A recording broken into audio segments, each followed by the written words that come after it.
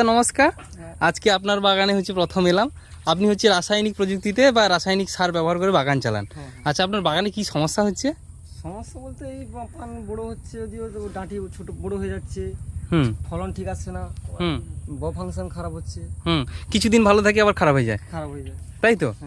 তারপরে আপনি ওই আমাদের এই প্রযুক্তির কথাই সঞ্জীবদার কাছে শুনলেন, তারপরে ওর সঙ্গে যোগাযোগ করে আপনার বাগানে আজকে প্রথম আমরা এলাম। আচ্ছা, তো সঞ্জীবদার বাগান ভালো তো আপনি জানেন? আচ্ছা, ওর পানও আপনি বিক্রি করতে চান? আপনি মার্কেটে যান? আচ্ছা, তো তাহলে আপনার এই আশ্বাস যে এই প্রযুক্তির দ্বারা আপনার বাগানে ভালো হবে, তার জন্য আপনার বাগানে আমরা এসেছি। ঠিক আছে, আপনি এটা ব্যবহার করুন। গাছের মানে পাতা হয় ঠিক ভালো হয় না, ডাঁটি বড় হয়ে যায়, পাতার কোয়ালিটি ভালো থাকে না, গাছ আপ ডাউন থাকে না, এবং হচ্ছে মাটির নিচে যে খাড়িটা থাকে সেটাও বিভিন্ন সময় প্রবলেম হয়ে যায়, তাই তো?